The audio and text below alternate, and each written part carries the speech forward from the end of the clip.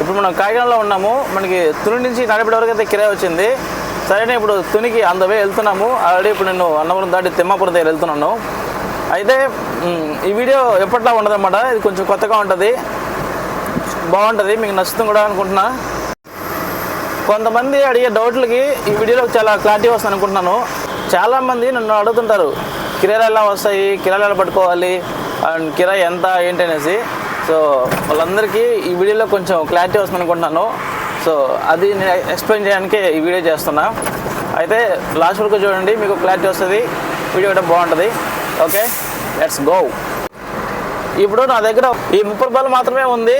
ఈ 30 రూపాయలతో మనం ఎంత సంపాదిస్తాము, ఎంత ఖర్చు అవుతుంది, ఎంత మిగిలి పెడతాను అన్నది మీకు చూపిస్తాను ఈ వీడియోలో. Okay, let's go. మనల్ని 6 గంటలకు రమ్మని చెప్పారు. మనం 6 గంటలకు కాదు 7 గంటలకు వచ్చాము. అయినా కానీ వీళ్ళు ప్యాక్ చేసేవాళ్ళు బాగా లేట్గా వచ్చారు. వీళ్ళు వచ్చింది 8:30కి వచ్చారు. సో ఇంకా 8:30కి రాగానే వాళ్ళు వెళ్ళి ప్యాకింగ్ చేసి అంత కింద దింపేశారు. సో దింపగానే మనం బండి పెట్టాము. బండి పెట్టగానే మొత్తం అంతా ప్యాక్ చేసి మొత్తానికి బైక్ కూడా ఎక్కించారు. అంతా అయితే ఇలా వచ్చింది, అంటలోడే వచ్చింది, పెద్ద హెవీగా ఏం రాలేదు. సో మొత్తం అయితే కట్టుకొనేసి మనం అయితే ఇంకా బయలుదేరిపోతున్నాం ఇక్కడ నుంచి. ఇప్పుడే మన బండి లోడ్ అయింది. సో మన బండి లోడ్ అవ్వగానే మనకు ఒక 7,000 రూపాయలు అకౌంట్లో పడ్డాయి. ఇంకా ఇందులో డీల్ పట్టుకొని ఇందులోని ఖర్చులు పెట్టుకొని ఇంకా మనకి ఇంకా రావాలి కొన్ని డబ్బులు. సో అంతా వచ్చాక ఎంత వచ్చింది ఏంటి చూద్దాము. ఓకే, అసలు ఖర్చులు ఏముంటాయి కూడా చూద్దాము.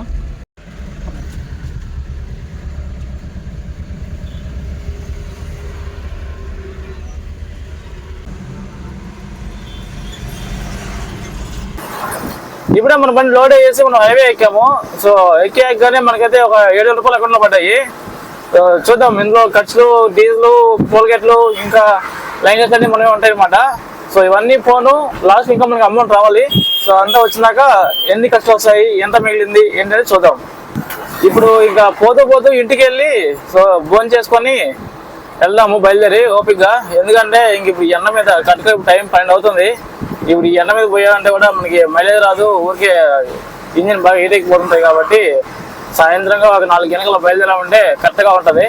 సో కాబట్టి ఇంటికి వెళ్ళి కొంచెం ఫ్రెష్ అప్ అయ్యేసి సాయంత్రం బయలుదేరుదాం. కాకినాడ నుంచి ఇప్పుడే బయలుదేరాము. టైం వచ్చి 6:30 అయిపోతుంది.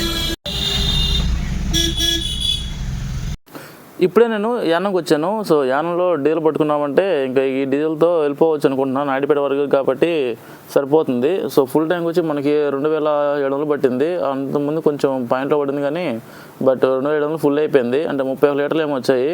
సో పట్టుకుని అయితే ఇప్పుడు బయలుదేరాము. ఇంకా ఈ హోటల్లో టిఫిన్ చేసి నేనైతే నైట్ నిద్ర వస్తుందని చెప్పేసి యాపిల్ తీసుకున్నా.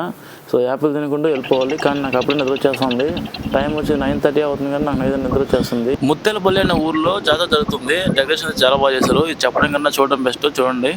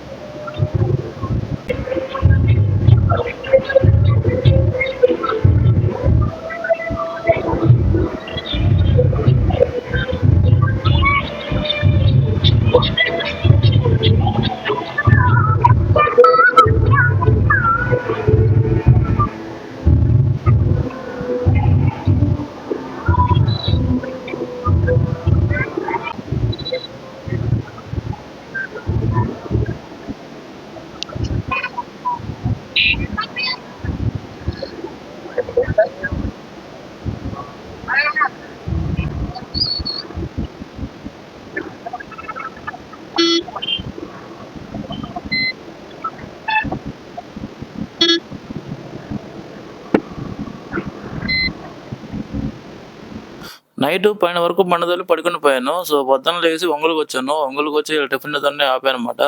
సో టిఫిన్ ఒక 4 వాళ్ళు ఒక ఎగ్ దోశ తినేసి ఇంక నుంచి మనం బయలుదేరాము. సో మనం వెళ్ళగానే పార్టీ కూడా రెడీగా ఉన్నారు. సో వెళ్ళి వాళ్ళకైతే దింపేసాము. అలాగనే వాళ్ళు కూడా మనుషులు పిలుచుకొని దింపేస్తున్నారు. సో దింపేస్తే ఇప్పుడు ఆఫీస్కి ఫోన్ చేస్తాను. ఆఫీస్కి ఫోన్ చేస్తే వాళ్ళు ఏమో రమ్మని చెప్పారు. మరి చూడాలి ఆఫీస్కి వెళ్తే ఏమి ఉంటుందో ఏంటనేసి. సో వెళ్తూ వెళ్తూ ఇప్పుడు మనం భోజనం చేసుకుని వెళ్ళిపోయామంటే, అంటే నేను దింపింది నాయుడుపేట, కానీ వెళ్ళాల్సింది నెల్లూరు. నెల్లూరులో ఆఫీస్ ఉంటుంది. సో ఇప్పుడు వెళ్తున్నాం. నిన్న మధ్య నుంచి వెయిట్ చేస్తున్నాను. నిన్న ఏమి రాలేదు, ఇవాళ ఏమి రాలేదు. ఒక రోజంతా ఖాళీయే. పొద్దున్నే టిఫిన్ అయింది. ఇప్పుడు కిరాయి కోసం వెయిట్ చేస్తున్నాము. ఇంకా ఏం రాలేదు. ఇప్పుడు మనం నాయుడుపేటలో ఉన్నాము. ఆల్రెడీ అన్ని ఫోన్ చేసాం కానీ బట్ ఇంకా ఎవరు నో రెస్పాన్స్ అనమాట. చూద్దాం. ఇలా టిఫిన్ చేసి వెయిట్ చేస్తూ ఉంటే మన నెల్లూరు నుంచి ఒక కిరాయి వచ్చింది. నెల్లూరు నుంచి బెంగళూరుకి. అది 3 టన్నులు అని చెప్పారు కానీ మనకైతే అది ఇంకా ఎక్కువే వస్తుంది అనుకుంటున్నాను. సో వెళ్ళైతే చూద్దాం ఇప్పుడు. ఇది ఆఫీసు. బాబా ట్రాన్స్పోర్ట్ అని ఉంటుంది. సో ఇప్పుడు మనం వచ్చి చనసోపు అయిపోయింది అనమాట. మధ్యలో లంచ్ టైం అయిపోయింది. ఇంక లంచ్ కూడా చేసేసామంటే వాళ్ళు సాయంత్రం చేస్తానంట. సరే అని చెప్పి మనం లంచ్ చేసుకొచ్చి ఇక్కడ వెయిట్ చేస్తూ ఉంటే వీళ్ళు అయితే ఇప్పుడు స్టార్ట్ చేశారు. వీళ్ళు మొత్తం గోదావరిలో కొట్టేసి తర్వాత మనకి వేస్తారన్నమాట.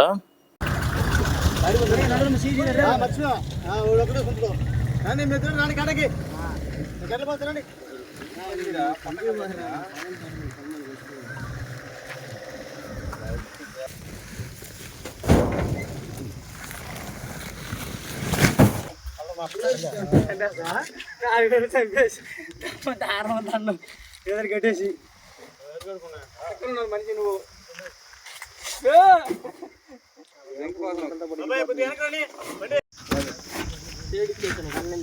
సార్ బండి వేస్తుంది బాబా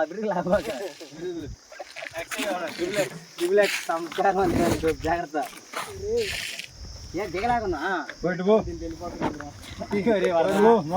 బండి లోడ్ అయితే అయిపోయింది. సో స్టార్ట్ అయ్యానమాట. అయితే ఇప్పుడు 2 రూట్లు ఉన్నాయి. ఒకటి పొదలకూరు మీద నుంచి రాపూరు వెంకటగిరి అలా పోవాలి, లేదంటే ఇంకోటి మామూలుగా గూటూరు మీద వెళ్ళిపోవాలి. అదేంటో కానీ ఈ మధ్య నెల్లూరు నుంచి మా తిరుపతి పోవడానికి 300 రూపాయలు ఖర్చు అయిపోతుంది టోల్ గేట్లు. ఒకటి 95, ఒకటి 65, ఒకటి 140 రూపాయలు కొత్తగా పెట్టారు. సరే అని చెప్పి మనం ఇప్పుడు పొదలకూరు మీద వెళ్దాము, రాపూర్ మీద అని చెప్పేసి ఇప్పుడు ఎలా వెళ్తున్నాము. దారి మధ్యలో ఒక నెల్లూరు లక్ష్మీ దేవమ్మ ఉచిత హాస్పిటల్ అనేసి ఒకటి కనిపించింది. ఏమన్నా చూపించుకోవాలంటే చూపించుకోవచ్చు, దగ్గరలో ఉన్న వాళ్ళు. అదంతా ఫ్రీ అంట. అయితే లొకేషన్ మాత్రం అదిరిపోయింది కదా. ముఫాసా సినిమాలో ఉన్నట్టు ఉంది కదా లొకేషన్ అయితే. సూపర్గా ఉంది. నాకైతే చాలా బాగా నచ్చింది.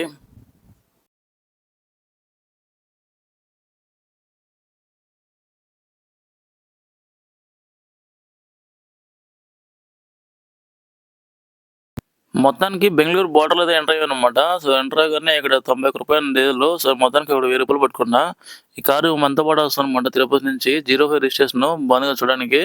ఇది ఓల్డ్ మోడల్ కారు, సూపర్గా ఉంది.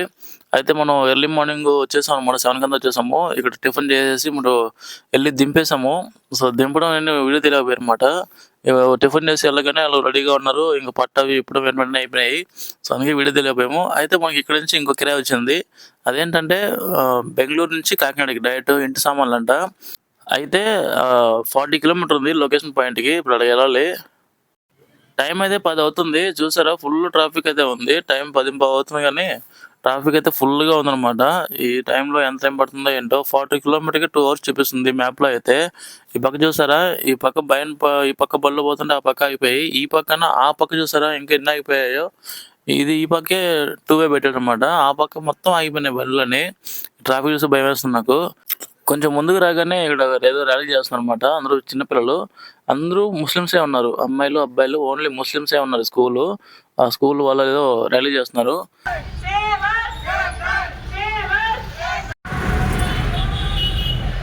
మన బండి అయితే పోలీసులు ఆపారనమాట. సో పోలీసులు ఆపి ఇలా ఫైన్ అయితే వేశారు. 500 రూపాయలు ఫైన్ వేశారు. అది నో ఎంట్రీ అని చెప్పేసి అన్నారు కానీ బండ్లన్నీ వెళ్తున్నాయి. కేవలం మన ఆంధ్ర బండి అని చెప్పి మనం ఆపారు. ఆ వెనకున్న బండి కూడా హిందీ డ్రైవర్, అందుకని చెప్పి ఆపాడు అనమాట. లోకల్ బండిలో వాళ్ళు ఆపట్లేదు. సరే అని చెప్పి ఇంకా వాళ్ళతో చాలా సేపు ఆర్గ్యుమెంట్ తర్వాత మొత్తానికి అయితే 500 రూపాయలు కట్టేసి వచ్చాము. మధ్యాహ్నం వచ్చాం కానీ వీళ్ళైతే 8 గంటలకంతా ప్యాకింగ్ చేసి కింద దింపారు. చూసారా ఎన్ని సామాన్లు ఉన్నాయో. అసలు సామాన్లు పడతలేవు అనుకున్నాము. సో మొత్తానికి అయితే ఎలాగలగా పట్టించేసాము. చాలా హైట్ వచ్చింది బండికి. బండి మీద మళ్ళీ 5 feet ఏమో వచ్చింది height. So 5 feet door open చేసుకొని బయలుదేరిపోయాము. ఇప్పుడు టైం వచ్చి 10:15 అయిపోతుంది ఇక్కడే. సో నైట్ మనం వచ్చినప్పుడు మార్నింగ్ ఫుల్ ట్రాఫిక్ ఉండే. ఇప్పుడు చూడండి చాలా ఫ్రీగా ప్రశాంతంగా ఉందన్నమాట. సో ఇంకా జామ్ అని ఎగురుకుంటూ వెళ్ళిపోవచ్చు. అంత బాగుంది ఇప్పుడైతే. చాలా ప్లెజెంట్గా బాగుంది ఇప్పుడు ట్రాఫిక్ లేకుండా. ఇలా ఉంటే ఎంత బాగుంటుంది కదా టౌన్లలో. సో మొత్తానికైతే మనం ఇప్పుడు కేఆర్పురం దగ్గరికి వచ్చాము. సో మెజెస్టిక్ దగ్గరికి వచ్చాము. మెజెస్టిక్ దగ్గర అయితే ఫుల్ ట్రాఫిక్ ఉంది ఇక్కడ. ఎందుకంటే ఇక్కడ బస్సులు అవి ఆగుతుంటాయి అనమాట. సో బస్సులు ఆగుతుంటాయి కాబట్టి ఫుల్ ట్రాఫిక్ అయితే ఉంది. ఈ కొంచెం ట్రాఫిక్ దాటేసామంటే ఇంకెక్కడ మనకి ట్రాఫిక్ అయితే ఉండదు. ఇంకా చాలా ఫ్రీగా వెళ్ళిపోవచ్చు. సిటీ అవుట్స్కట్స్‌లో వచ్చిన తర్వాత కొంచెం దూరం వస్తే ఇక్కడ పెట్రోల్ బంక్ ఉంటది. భారత్ పెట్రోల్ బంక్ చాలా బాగుంటది. డీజిల్ ఎక్కువ మైలేజ్ వస్తది. సో డీజిల్ పట్టుకొని మనం నెల్లూరు దగ్గరికి వచ్చాము. నెల్లూరు వెంకటాచలం టోల్ గేట్‌లో ఒకతను ఇలా టైర్ పంక్చర్ అయిపోయింది. నైట్ ఎప్పుడో 2 గంటలకు టైర్ పంక్చర్ అయిపోయిందంట. అతని దగ్గర 2 జాకీలు ఉన్నాయి. బట్ 2 జాకీలు పెట్టినా కూడా ఎందుకో స్లిప్ అయిపోయేసి డిస్క్ అయితే డ్రమ్ కిందకేసింది. సో ఇంక మనం వచ్చాక మళ్ళీ బండి ఆపాడు. ఆపగానే మనం జాకీ ఇచ్చాము.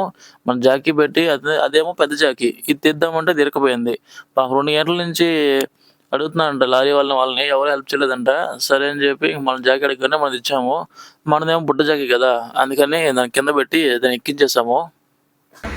లోడు ఇక్కడ నాయుడుపేట నుంచి ఎత్తుకున్నా నెల్లూరుకి 3 టన్నులు అని చెప్పారు అదేనా? 3.5 గ్రూప్లో వచ్చింది నిన్న వచ్చింది. నిన్న ఇంకొంచెం లేపు మరి ఇది. ఇదన్నా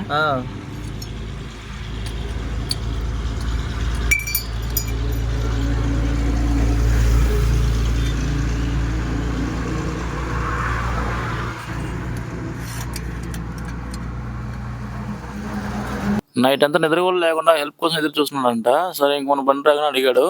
అయితే అది జారిపోయింది. జారిపోగానే డిస్క్ టైర్ అలా పెట్టేసి సపోర్ట్‌కి ఇలా పెట్టి దించినాడు. సో మొత్తానికి మన జాకీ కొంచెం పైకి లేపి ఆ జాకీ పెట్టగానే మొత్తానికైతే సెట్ అయిపోయింది. సో ఇప్పుడైతే బయలుదేరుతున్నాము. సో చూద్దాము. కొంచెం ప్రాబ్లమ్ ఉంది. ఏంటంటే డ్రమ్ కింద పడడం వల్ల అది బ్రేక్ ఉంటది కదా! అది కొంచెం వదిలేసిందనమాట. సో టైర్ పూర్తిగా ఎక్కలేదు అది. అందులో వచ్చే బోల్డ్‌లు వెనక్కెళ్ళిపోయాయి. సో టైర్ పూర్తిగా ఎక్కలేదు. అందుకని చూసాము.